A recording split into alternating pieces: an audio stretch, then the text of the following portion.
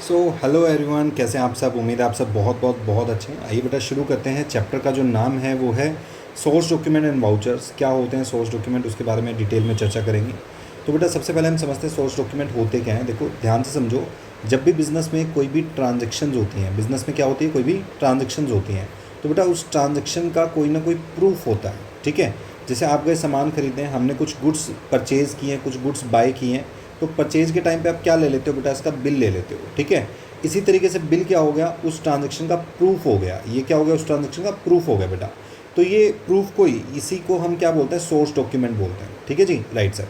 तो मेरे को एक बात बताओ बेटा, जो हमारा अकाउंटेंट है वो बुक्स ऑफ अकाउंट्स जब बनाएगा, जब अकाउंट्स बनाएगा, तो उसमें जब एंट्री करेगा तो उसे कैसे पता लगेगा कि कोई ट्रांजैक्शन हुई थी, तो वो इसी सोर्स डॉक्यूमेंट से देखता है सर। तो ये सोर्स डॉक्यूमेंट एक तरीके से प्रूफ ऑफ ट्रांजैक्शन माना जाता है, एविडेंस ऑफ ट्रांजैक्शन माना जाता है। और ये ओरल नहीं होते सर, बोल के थोड़ी करवाए जा सकते हैं, प्रूफ रिटर्न होने चाहिए सर। ठीक है, राइट सर, बात समझ आ गई। तो ये पढ़ते हैं। कहते हैं source document are the first written records. ठीक है, सोर्स डॉक्यूमेंट क्या होते हैं, फर्स्ट रिटर्न रिकॉर्ड होते हैं about the details of business transaction, की कोई बिजनेस ट्रांजेक्शन हुई है। दे प्रोवाइड बेसिक डेटा, जैसे कि डेट, कौन सी तारीख को हुआ, कितने तारीख का था, कितने अमाउंट का था, सॉरी, पार्टीज इन्वॉल्व, कौन कौन सा पार्टी इन्वॉल्व है, जैसे कस्टमर का नाम क्या है, याद है परचेज बुक बनाते हुए अपन कस्टमर का नाम लिखते थे वहाँ पे। ठीक है, नेचर ऑफ ट्रांजेक्शन, परचेज की है, सेल की है, कैसी ट्रांजेक्शन है, from which entries are made in the books of accounts. और इन्हीं सोर्स डॉक्यूमेंट से क्या की जाती है, एंट्रीज की जाती है बेटा बुक्स ऑफ अकाउंट्स में। देन आता है entries in the books are always made on the basis of the source document as per verifiable objective principle. Verifiable objective principle ही कहते हैं सर, कोई भी अगर आप बुक्स में चीज़ें रिकॉर्ड कर रहे हो ना, तो उसका एक लीगल प्रूफ होना चाहिए, उसको वेरीफाई कर सकते हो हम। ठीक है, इस प्रिंसिपल के अकॉर्डिंग हर एक ट्रांजेक्शन रिकॉर्ड की जाती है सफिशिएंट एविडेंस के साथ बेटा। और सोर्स डॉक्यूमेंट जो होते हैं वो एक ऑथेंटिक जो है वो प्रूफ माने जाते हैं, करेक्ट प्रूफ माने जाते हैं। ठीक है, source document are very essential during audit and taxation. Audit क्या होती है सर, जब हमारे ऑडिटर साहब आते हैं खाते चेक करने, तो मैंने उनको बोला, मैंने कहा देखो ये टेबल दिख रही है ना, ये टेबल बाबा आदम की है, 1 लाख रुपए की टेबल है। वो बोले लाओ प्रूफ दिखाओ। तो प्रूफ के तौर पे क्या दिखाना पड़ेगा सर, उन्हें बिल दिखाना पड़ेगा। अगर बिल है तो ऑडिट हो जाएगी सही, और अगर बिल नहीं है तो बेटा ऑडिट हो गई ख़राब हमारी। ठीक है, टैक्सेशन, बोला टैक्स का विभाग आ गया, मैंने कहा जी इतना खर्चा हुआ, वो बोले खर्चों का प्रूफ दिखाओ। तो बेटा अगर प्रूफ दिखा दिया तो टैक्स बच जाएगा, नहीं तो भर भर के, ठीक है, निर्मला ताई हमें पकड़ लेगी। उसके बाद common types of source document, तो कुछ टाइप्स ऑफ सोर्स डॉक्यूमेंट है बेटा, जैसे हमारे पास है कैश मेमो। कैश मेमो काम आता है बेटा आपका कैश परचेज के टाइम पे या फिर कैश सेल्स के टाइम पे। ठीक है, कैश परचेज का मतलब हो गया कैश में सामान खरीदना और कैश में सामान बेचना। तो हमारे पास जो डॉक्यूमेंट होता है वो कौन सा होता है, कैश मेमो। अगर बेटा मैं सामान खरीद रहा हूँ तो मेरे को कैश मेमो मिलेगा, और अगर मैं सामान बेच रहा हूँ तो मैं किसी को कैश मेमो काट के दूंगा, बिल काट के दूंगा। ठीक है, तो देखो ऐसा दिखता है कुछ कैश मेमो। कैश मेमो में सबसे पहले डॉक्यूमेंट का नाम, कंपनी का नाम, जैसे मैं वीके क्लासेस का नाम लिख देता हूँ सर यहाँ पे। ठीक है, अच्छा उसके बाद नंबर, एक सीरियल नंबर होता है बेटा इसका। एड्रेस ऑफ द सेलर, मेरा एड्रेस आ जाएगा, तारीख किस तारीख को बनाया गया। बायर का नाम, किस बायर का नाम है। ठीक है, बायर का एड्रेस, सीरियल नंबर, जैसे कितना सामान खरीदा, 1 2 3 4, जैसे मैं कह रहा हूँ तुमने अकाउंट्स की, ठीक है, एक बुक खरीद ली फॉर एग्जांपल, मैं से अकाउंट्स की बुक खरीद ली तो नंबर। फिर मैं कह रहा हूँ बिजनेस की बुक खरीद ली, ठीक है, फिर मैं कह रहा हूँ इकोनॉमिक्स की बुक खरीद ली। ठीक है, तो क्वांटिटी कितनी बुक खरीदी, 1 2 3 कितनी बुक खरीदी, किस रेट से लगाई, जैसे मैंने 400 की लगाई तो बेटा यहाँ पे 400 इंटू 1, टोटल अमाउंट कितनी हुई 400। मान लो फिर मैंने 500 की लगाई, 500 इंटू 2, 1000 रुपये की हो गई सर। टोटल बिल कितने का बना, 1400 रुपये, 1400 लिख दिया मैंने गलती से, 1400 रुपये का बिल बना। ठीक है, कोई टर्म्स कंडीशन है तो यहाँ पे आ जाएगी और साइन होकर ये दे दिया जाता है सर। ठीक है, आइए sir. Cash memo issued when goods are purchased और सोल्ड फॉर कैश, ध्यान रखना है फॉर कैश। कंटेन डिटेल्स, बेटा हर एक डॉक्यूमेंट में सेम ही डिटेल होती है, क्या आइटम थी, क्या क्वांटिटी थी, रेट क्या था, टोटल अमाउंट क्या था। ठीक है, cash memo is the basis for recording cash transaction in the books. Cash transaction किसके बेस पे रिकॉर्ड होती है, कैश मेमो के बेस पे। ठीक है, फिर आते हैं सर इनवॉइस बिल। बड़ा फुद्दू सा कंसेप्ट बनाया हुआ है सर इसके अंदर, जो आपकी बुक है। क्या सर, ये कहता है, सुनो सर ध्यान से, ये कहते हैं सर ये क्रेडिट के लिए है। ये बात तो सही है, चलो जब भी आप क्रेडिट पे सामान खरीदेंगे बेचेंगे तो इनवॉइस या बिल बनेगा सर हमारे पास। कैश में खरीदेंगे बेचेंगे तो कैश मेमो, और उधार पे खरीदे बेचेंगे तो इनवॉइस या फिर बिल होगा हमारे पास। ठीक है सर। कहते हैं prepared by seller when goods are sold on credit. उधार पे अगर करेंगे तो ठीक है, सेलर प्रिपेयर करेगा। जैसे मान लो बेटा तुम मेरे पास कोई सामान खरीदने आते हो तो मैं तुम्हें बिल काट के दूंगा उधार में, अगर तुम खरीद रहे हो। कैश में खरीदोगे तो कैश मेमो काट के दूंगा। ठीक है, बिल में भी वही सेम डिटेल होती है, नाम, पार्टी का, rate, quantity, total amount, date वगैरह। ठीक है, it is prepared in 2 copies, 2 copy बनाई जाएगी। ओरिजिनल कॉपी बेटा हम सामने वाले को देते हैं और डुप्लीकेट कॉपी हम अपने अकाउंटिंग रिकॉर्ड्स के लिए रख लेते हैं बेटा, ठीक है। जैसे मैंने यहाँ पे तुम्हें एक बिल दिखा रखा है, देखो चेक करो, बिल दिखा रखा है सर मैंने यहाँ पे। ये एक टैक्स इनवॉइस है, यानी इसमें जीएसटी वगैरह भी आएगा, ठीक है। सबसे पहले ये सेलर की डिटेल हो गई सर हमारी, ठीक है, सेलर की डिटेल। ये होगी सर बायर की डिटेल, सॉरी ये होगी बायर की डिटेल। सर ये कंसाइनी क्या है? कंसाइनी का मतलब होता है बेटा हमारे ब्याह पे कौन बेचा है, इसको आप सेलर मान लो, ये लो जी, इसको सेलर मान लो। ये हो गई सर बायर की डिटेल, ठीक है। देखो यहाँ पे ये इनवॉइस का नंबर है, बिल नंबर दिख रहा है, बिल नंबर। ये तारीख आ गई सर, क्या तारीख थी, ठीक है। उसके बाद सीरियल नंबर, क्या चीज़ खरीदी, ठीक है, कितने रुपए की थी, इसको भूल जाना एक बार, एचएसएन कोड को बाद में समझाऊंगा क्या होता है कभी। कितनी चीज़ खरीदी, क्या रेट से थी और टोटल अमाउंट कितने का बना, फिर उस पर CGST SGST कितना लगा और कितना मिला सर, ठीक है। ये देखो ये टर्म्स एंड कंडीशन ऊपर थी ना, ये टर्म्स एंड कंडीशन आ गई हमारे पास, ठीक है। तो ये बिल होता है सर हमारे पास, इसी को आप इनवॉइस बोलते हैं। अब खुद कंसेप्ट क्यों कह रहा था मैं इसको, क्योंकि सर इस कंसेप्ट के अकॉर्डिंग जब सेलर, सुनना ध्यान से, मान लो ये सेलर है, सेलर जब बायर को सामान देगा, बायर को सामान देगा, तो जो सेलर काट के देगा सर उसे बोलेंगे इनवॉइस। क्या बोलेंगे बेटा? इनवॉइस, ठीक है।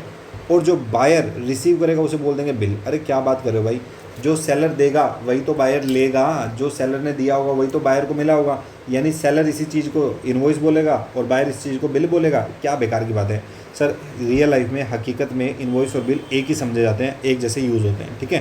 तो मैंने बात लिख दी यहाँ पे, bill is received by buyer when goods are purchase on credit. ये बात बुक की बता रहा हूँ बेटा मैं, किताब की बातें हैं ये, ठीक है। Invoice and bill are two terms use synonymously, एक दूसरे का पर्यायवाची यूज़ कर दिया जाता है, ठीक है, एक ही चीज़ की तरह। फिर अगली चीज़ आती है बेटा हमारे पास रिसिप्ट। सर रिसिप्ट क्या होती है बेटा? जैसे तुम मेरे को फीस जमा कराते हो तो मैं तुम्हें गुलाबी रंग की पर्ची देता हूँ ना, उसी को बोलता है रिसिप्ट, यानी ये इस बात का सबूत है कि तुमने मुझे पैसे दिए हैं, ठीक है। तो receipt is issued when a trader receive cash from the customer. जब कस्टमर से मेरे पास पैसा आता है तो मैं उसे रिसिप्ट काट के देता हूँ। इसमें भी वही डिटेल है, डेट, अमाउंट, पार्टी का नाम। 2 कॉपी बनेंगी सर, ओरिजिनल कॉपी कस्टमर को दे देंगे, एक डुप्लीकेट कॉपी मेरे पास रहती है सर, ठीक है। और रिसिप्ट पे मतलब पैसा मिलता है तो मैं रिसिप्ट देता हूँ, और अगर मैं पैसा किसी को पे करके आता हूँ रिसिप्ट मुझे मिलती है।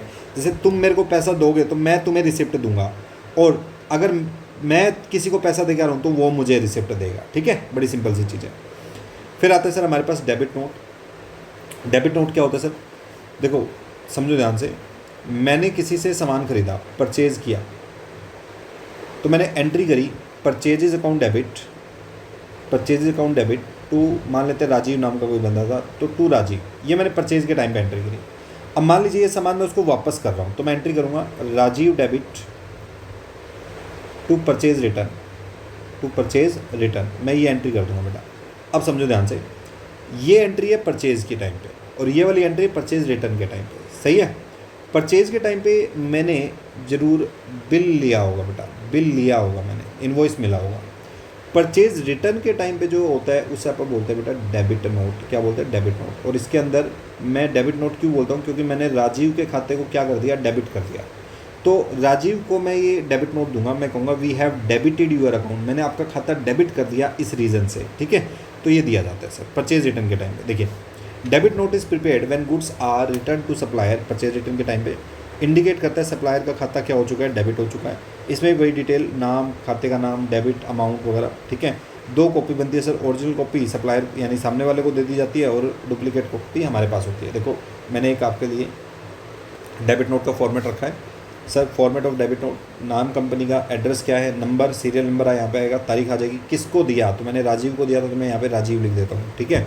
अच्छा देखो, we hereby inform you that we have debited your account, मैं राजीव को कह रहा हूँ भाई मैंने तेरा खाता डेबिट कर दिया 10,000 रुपये से मान ले, ठीक है। अच्छा जी, फिर ये यहाँ पे डिटेल आई, कितनी क्वांटिटी थी, क्या चीज़ें थी, जैसे मैं लिखता हूँ चप्पल थी सर, मान लो चप्पल, ठीक है।